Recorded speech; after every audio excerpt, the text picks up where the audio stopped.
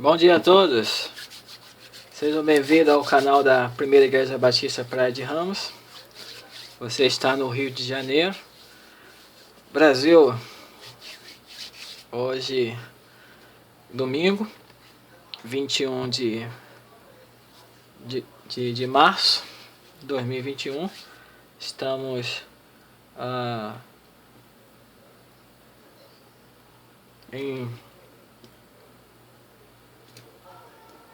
presencialmente na igreja e também nos canais dentro da internet, ok? Você que tem acompanhado aí as lições no YouTube, no canal da igreja, ou através dos compartilhamentos aí das redes sociais da PIBPR. Obrigado por você estar ligado, prestigiando, atento aí, colaborando, visualizando e, logicamente, se você entende, orando para conosco. Obrigado pela sua sintonização, tá? Hoje, 21 de março, domingo, você está dentro de uma escola bíblica, mesmo sendo através aí das redes sociais, tá? Igreja Batista Praia de Ramos, pela misericórdia de Deus, logicamente respeitando todos os protocolos possíveis, temos atividades presencialmente, tá? Vamos lá. Você já assistiu dentro desse mês aí a décima lição, 11ª e agora a 12ª lição da EBD, tá? Revista essa que você tem se habituado aí, tá? A atitude. Se você é a primeira vez, obrigado por você estar se sintonizando, tá? A atitude é a revista voltada para o público jovem da igreja. Temos revista de adultos e temos revista para crianças e assim sucessivamente. Essa é a atitude, revista voltada para o grupo jovem, tá?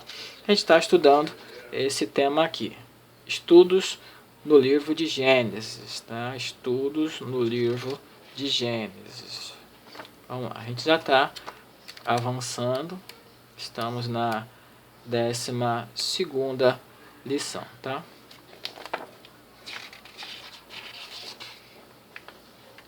Décima segunda lição, depois vem a 13ª e encerra a lição. A 12ª lição vai falar sobre Deus transforma o mal em bem. Deus transforma o mal em bem. Essa é a lição número 12. Vamos orar para a gente continuar falando, discursando sobre esse tema e sobre a palavra de Deus. Deus, oramos a Ti nesse instante, agradecido por essa semana. Tivemos a oportunidade ao longo da semana de meditar na Sua palavra, baseando-se nos textos de Gênesis, né, quando o Senhor cria seres humanos, coloca eles para administrar, e nós vemos os nossos ancestrais, os primeiros homens na terra, como viveram, de que forma viveram, como o Senhor Deus agiu e reagiu mediante a vida daqueles que estão registrados na Tua palavra. Obrigado pelas leituras, Teu Espírito Santo nos iluminando, e que hoje, domingo, todos aqueles que leram, ou até mesmo aqueles que não leram, possam reviver, brilhantar mais ainda na mente e no coração a Tua palavra nesse momento de escola, de reunião. Todos quantos estão assistindo através das redes sociais, que o Senhor abençoe da mesma forma. No nome de Jesus. Amém. Tá? Então, a gente vai estar vendo aí, Deus transforma o mal em bem.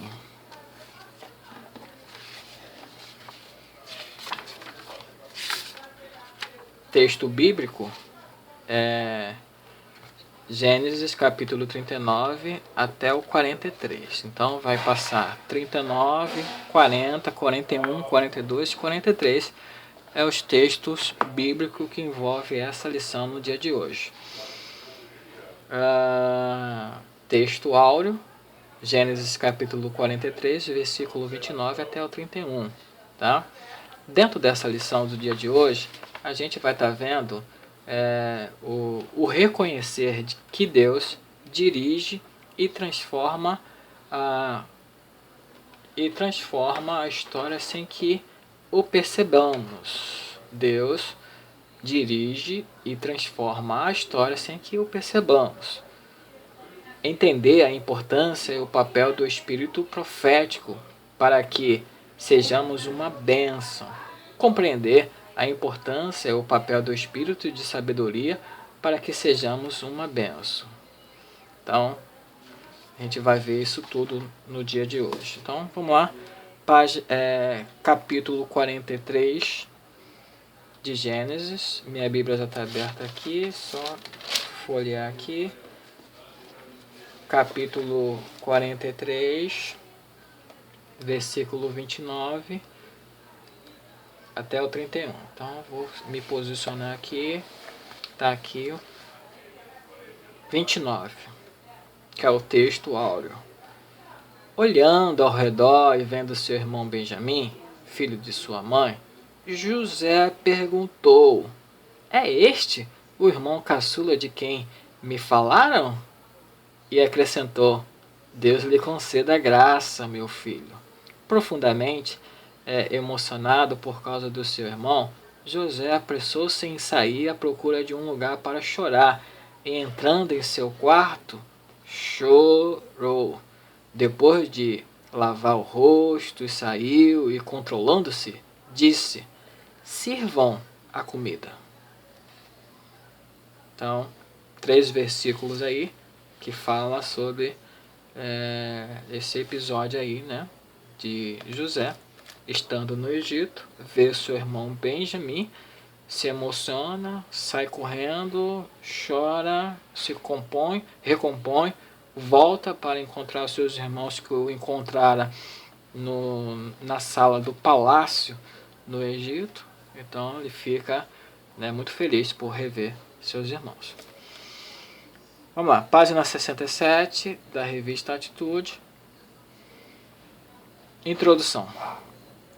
Nesta lição, acerca do encontro de José com seus irmãos, percebe-se de maneira muito clara as voltas que a vida pode dar neste mundo redondo e giratório, em que a Terra se movimenta por todos os lados em rotações e translações. A vida segue no mesmo ritmo. No texto Paradigma, percebe-se que aquele que fora vendido como escravo, expoliado pelos seus irmãos, privado da presença de amigos e familiares, é agora um alto funcionário do Egito, que funciona como instrumento de Deus para abençoar seus inimigos.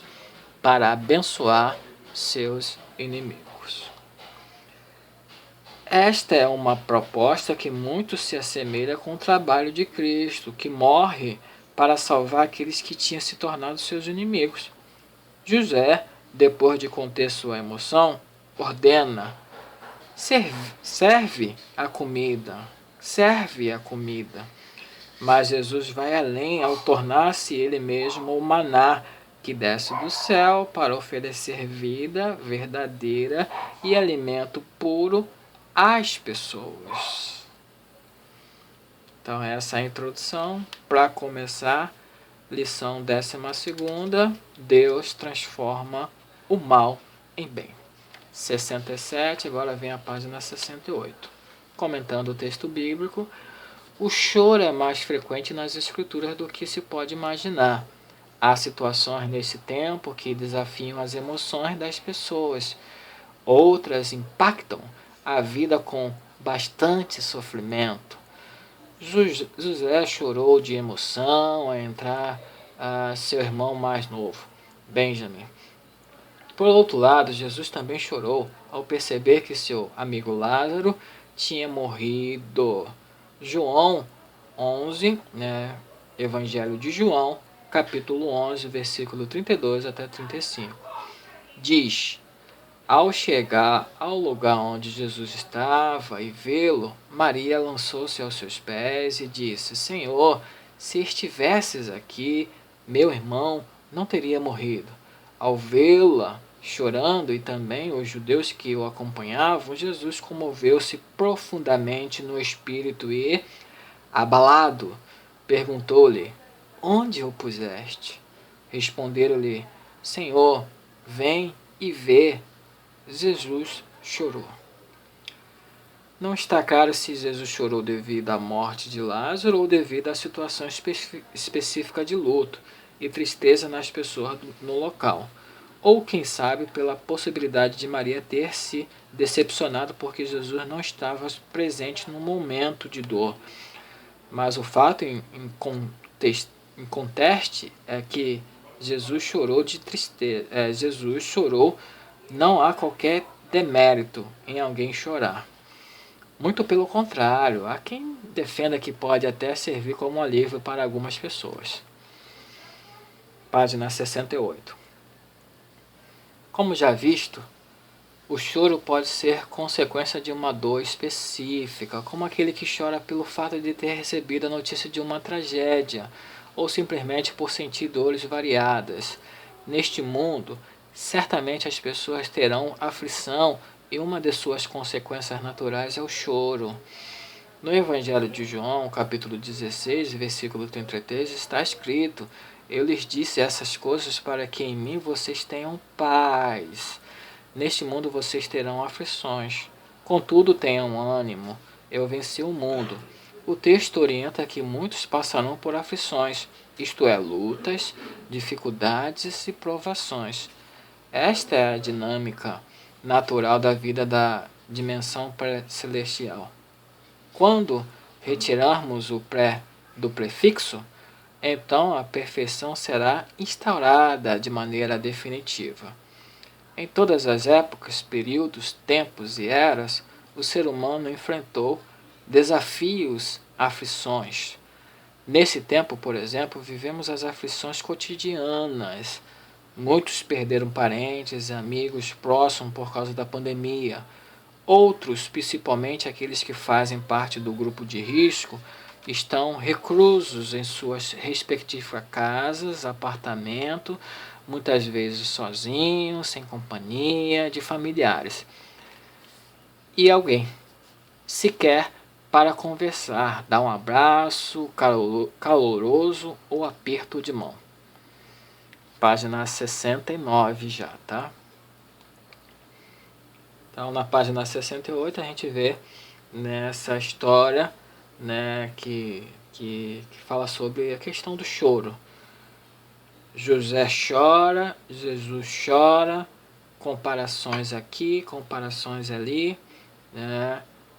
José como uma pessoa que estava em um poder maior, né, em uma posição, em um status maior, dar de comer, né, servir a comida, chora pelos que estavam ao seu redor. Então, aí, muito tempo depois, Jesus também chora.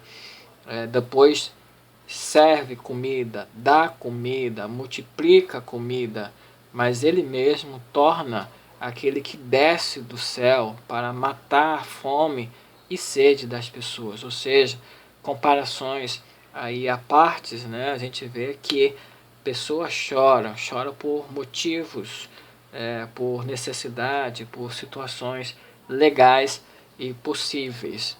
Então a gente vê que isso é natural e vale a pena. Quem deve chorar, chore. Chore para desabafar, chore para mostrar uma necessidade, chore por causa da dor, chore por causa da perda, né? Chore.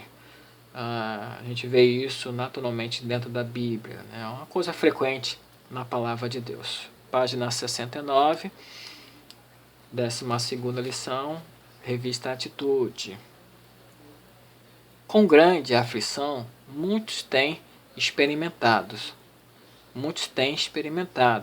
Mas é interessante notar no Evangelho de João, citado acima, que o texto não acaba nas aflições, mas na vitória sobre o mundo.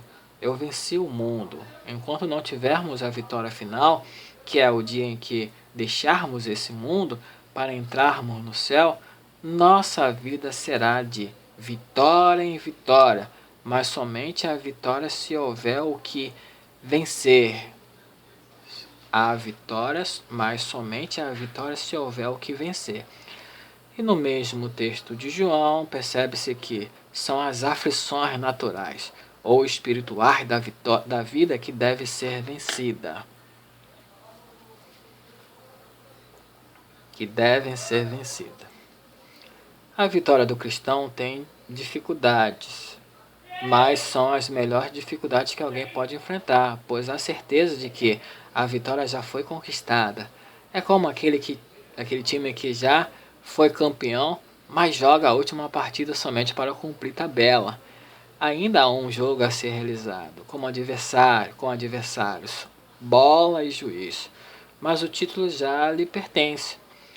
Tudo já foi vencido por Jesus na cruz do Calvário. Ainda pode haver também tempo de tristeza, escuridão, mas Deus sempre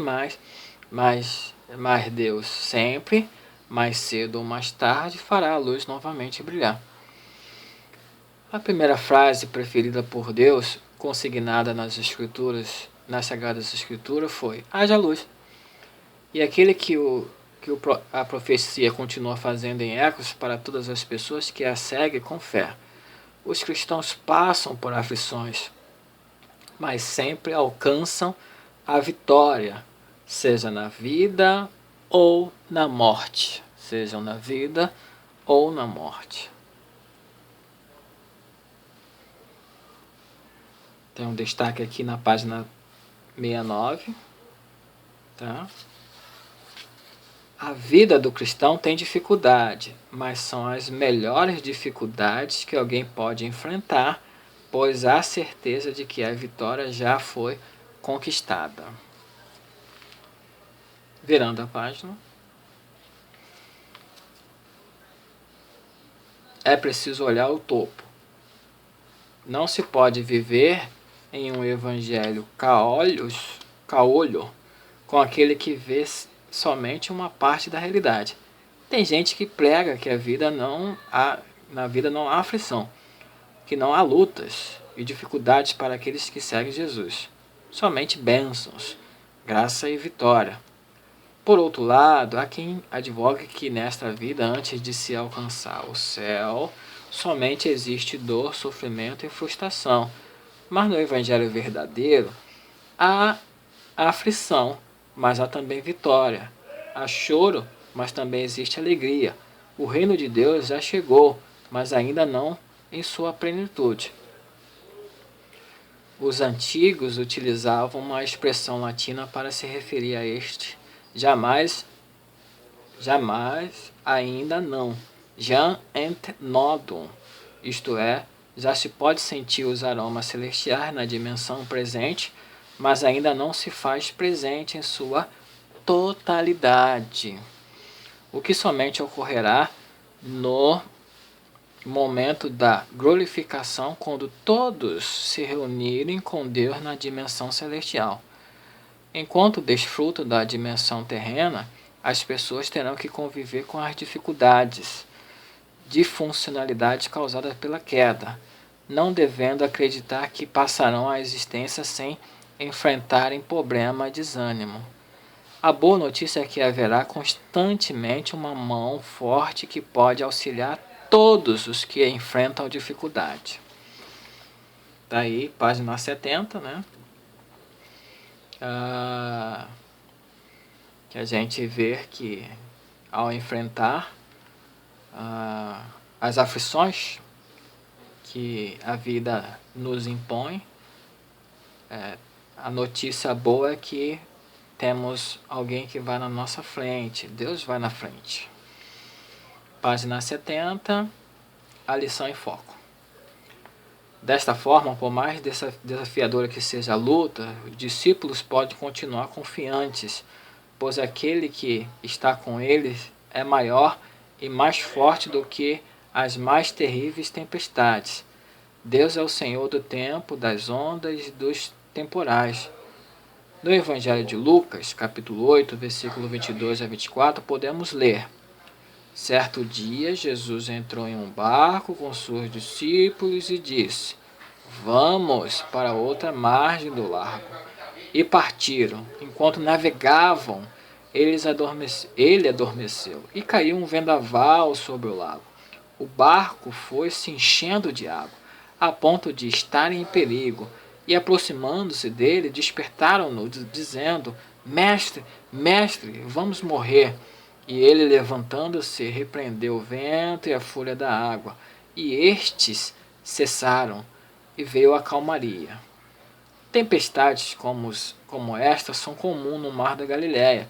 A superfície do lago está a 212 metros abaixo da superfície do nível do mar e é cercado de montanha por 3 lados que têm até 300 metros de altura. Quando a massa de ar gelado da montanha se precipita e se choca com o ar quente que está sob o lago, tempestades repentinas se desenvolvem e transformam as águas geralmente calmas em redemoinhos violentos e perigosos. E ondas tempestuosas de que quase 2 metros de altura que apavoram os pescadores mais experientes, o que concede a vitória sobre as angústias e preocupações não é a solução, mas a continuação da confiança naquele que pode continuar a livrar de todas elas. Muitos olham para a saída errada. A saída, muitas vezes, não é a saída. A saída é a permanência, confiança no Senhor. É a permanência, confiança no Senhor. Esta é a solução para enfrentar dificuldade, tempestade, redemoinhos, aflições. Então, continuar vale a pena. Para tomar uma atitude, página 71, fechando a 12ª lição nesse dia 21 de março. Percebe nessa lição que aquele que foi desprezado, rejeitado e humilhado é quem depois salvará os que o violentaram. José se transforma numa espécie de protótipo de Jesus, que salva os próprios detratores. Os irmãos de José, que o venderam para os ismaelitas, agora estão dependendo dele para a manutenção das suas próprias vidas. As Escrituras ensinam que os humildes de espírito será honrado. Provérbio 29, 23. Não foi diferente o que aconteceu com José, aquele que chegou ao Egito como escravo e tornou-se príncipe. Ok? Então vemos aí que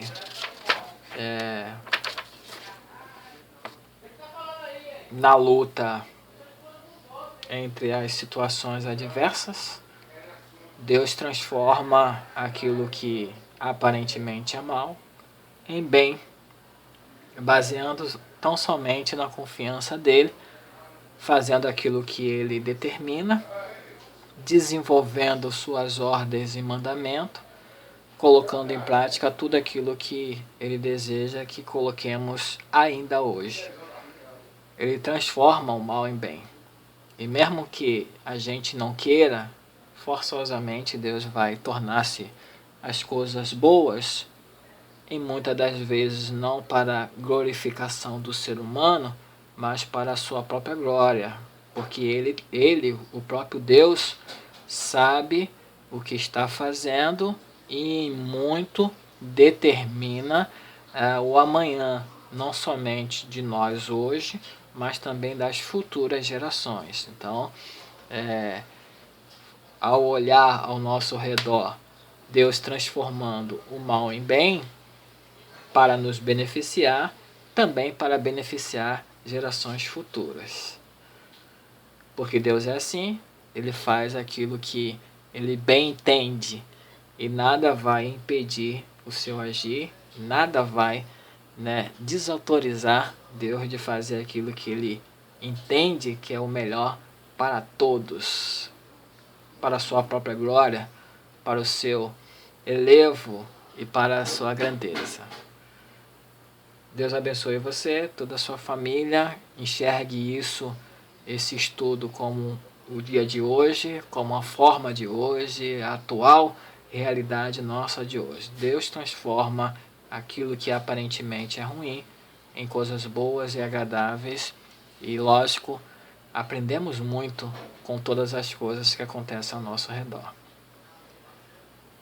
Deus, obrigado pela tua atuação ainda hoje, nos nossos dias, nessa geração, fazendo com que o mal que nos cerca e que muitas das vezes nos apavora, se torne bem.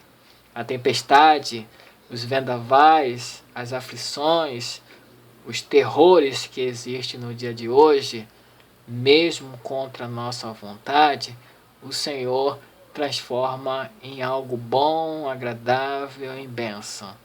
Tão somente se nós nos segurarmos no Senhor, tudo irá bem na nossa vida. Podemos chorar, podemos perder, podemos ser diminuídos, podemos dar um passo atrás e voltar, mas nessas coisas todas, no Senhor, somos mais do que vencedores.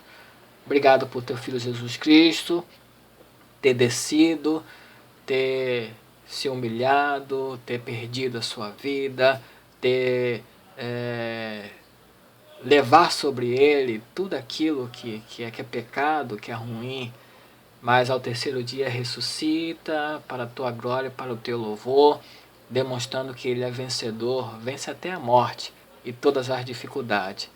E nesse interim, nós entramos nisso e nós somos chamados para viver essa vitória em Cristo Jesus. E nele eu oro, é por ele que eu falo com o Senhor, não somente pelos aqueles que estão presentes, mas também aqueles que estão em seus lares, em suas casas, por causa das dificuldades em poder sair e poder estar de encontro com a igreja em comunhão. Mas também o Senhor abençoe da mesma forma, no nome de Cristo Jesus. Amém. Obrigado a todos. Até o próximo vídeo, nesse mesmo canal, certo? Se for possível, se Deus permitir, se há uma possibilidade, venha, faça parte novamente da comunhão junto conosco. Primeira Igreja Batista na Praia de Ramos, está situada na Praia de Ramos, Rio de Janeiro. Ponto de referência é o Piscinão de Ramos e Avenida Brasil, Passarela 12, tá? Passarela 12 da Avenida Brasil, Piscinão de Ramos.